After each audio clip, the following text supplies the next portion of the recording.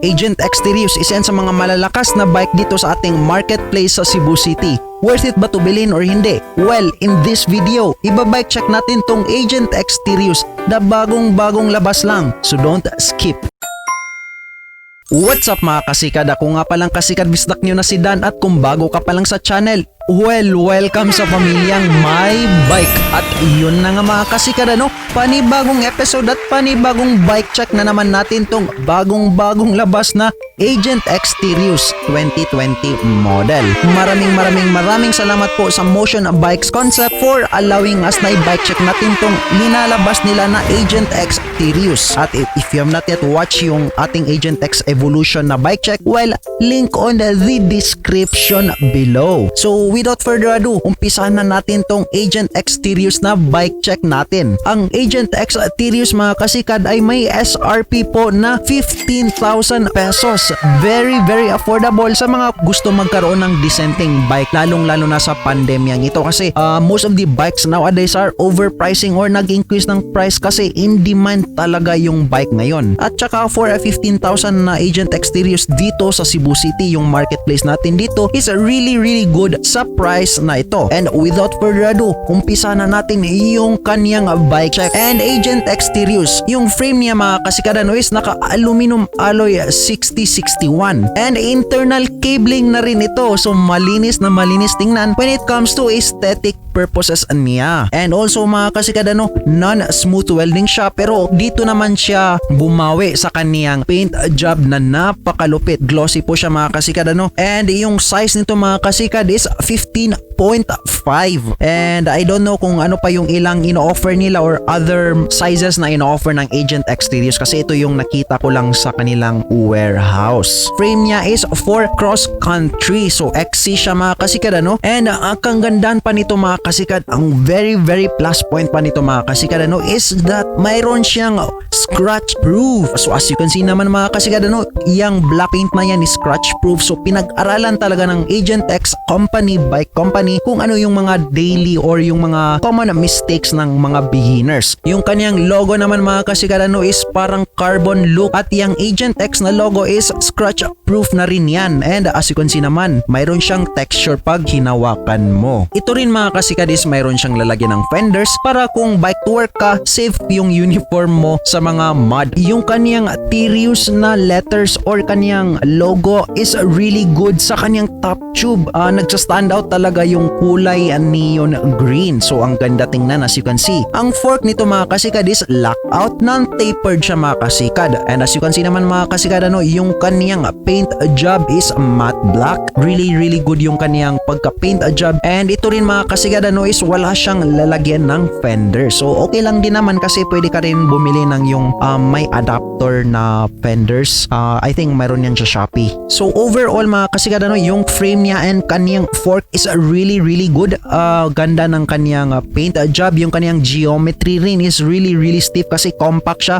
More small yung spaces is mas compact and mas stiff, mas durable when it comes to mga shock na nare-receive ng body ng ating bike. And dito naman tayo sa kaniyang components. So may handlebar ito na Agent X yung brand, and tsaka same din siya sa kaniyang Agent X Evolution, yung kapatid ng Agent X TERRIUS. Same din sila ng kanilang measurements, at tsaka yung grips naman nito mga kasikad is plus point kasi upgraded naman din kasi gel type ito, and also may lock pa siya, so may screw as you can see. So hindi siya madali manakaw, at saka hindi siya parang nagsislip. Yung kaniyang stem naman din mga kasikad is Agent X, galing sa Agent X, at saka pa-race na rin siya mga kasikad. Positive siya pa-race, so hindi siya masakit sa likod when it comes to long rides, at very good ito sa mga beginners dyan na naghahanap ng budget decent bike, especially mountain bikes. And tsaka mga kasikad, mayroon din siyang spacers na pataas na rin, so really good when it comes to mga beginners talaga. Yung top cup naman niya mga kasikad is Gresta, so as you can see naman maganda yung quality niya, although ngayon ko lang to narinig yung brand na Gresta Cresta, pero as you can see naman ang ganda na kaniyang aesthetic. Yung saddle naman niya mga kasikad is galing sa Agent X, and also yung kaniyang saddle adjuster parang common lang, yung low quality, nalulostrid yan kapag tumatagal na lagi mong ina-adjust. Mas maganda yung sa Agent X Evolution, mas quality yung tingnan. For me, i-upgrade ko ito kasi hindi siya comfortable kapag na-lostrid yan, kasi mag-iba-iba ng angle yung saddle mo, which is a no-no when it comes to long rides. Yung seat tube naman niya mga kasikad is quick release and also glossy siya na kulay black, at mayroon siyang nakasulat na Agent X. Wala siyang measurement unlike sa Agent X Evolution na parang very mamahalin tingnan yung kaniyang seat tube. Also mayroong ding measurement yung Agent X Evolution. Yung pedals naman niya mga kasikad is galing sa Yonghua and plastic ito mga kasikad, no? So as you can see naman, mayroon din siyang reflectors, which is a good side naman kasi para visible ka sa daan. And dito naman tayo sa kaniyang drivetrain mga kasikad, ano? So may shifters ito na Sensa MX-10x3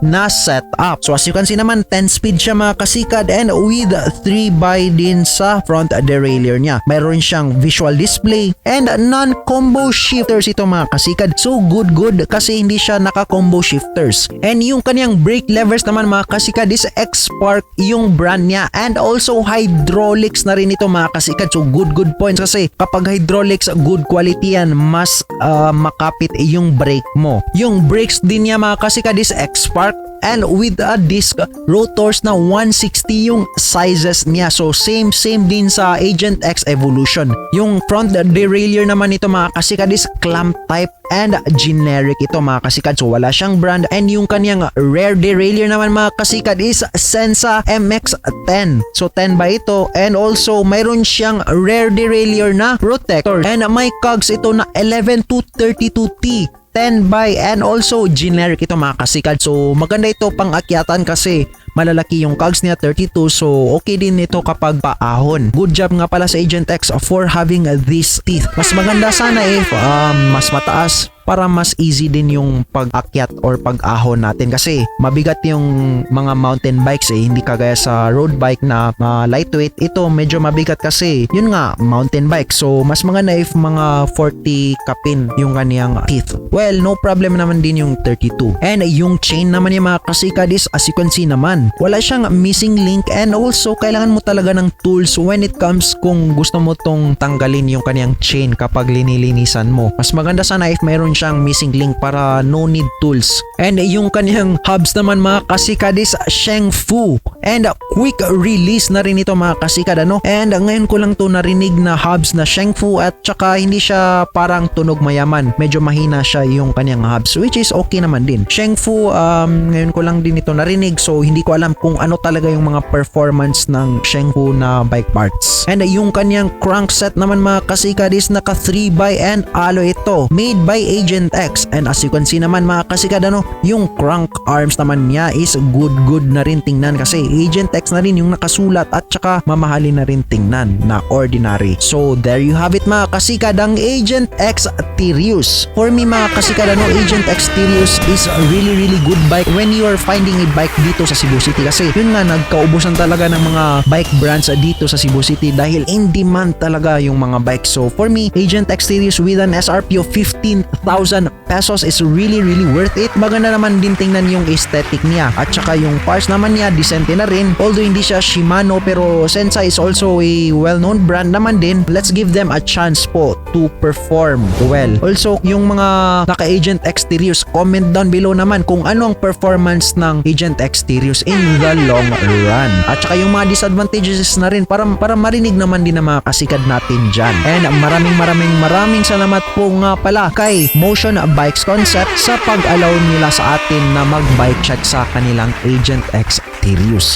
At saka mayroon din itong Agent X Evolution. Make sure na naka-watch na rin kayo kasi yun yung kapatid ni Agent X Terrius. So shoutout ni Jason Pahama, shoutout ni Christian Carl Abueva, ni Joseph Estrada, ni Ken Abad from Guadalupe, Sambag 2. So maraming salamat nga po pala sa mga taga Guadalupe, Sambag 2 for supporting this channel natin. Shoutout nga pala kay Jeffrey Flores, kay Larry Jose, kay kay Puleves Kapili, si Nelson Lagahit, shoutout nga po pala kay Toledo Vlog TV na ngayon ay nandun siya sa Al-Khubar KSA. So maraming salamat po sa lahat ng mga sumusuporta dyan sa KSA or Kingdom of Saudi Arabia. So keep safe kayo dyan at saka God bless. Shoutout kay Ramil Buntilaw, kay Rodolfo Sulaiman, kay Tyler Kailipan. Shoutout din kay Dina Manriquez, kay Aaron Hipolito, and kay Hans Becker. So maraming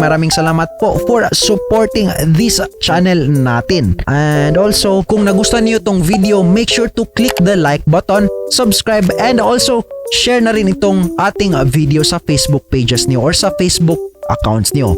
And hanggang sa muli, this is Dan, your Kasikad Wisdak. See you in the next videos. Maraming salamat po and daghang salamat. Peace, mga Kasikad.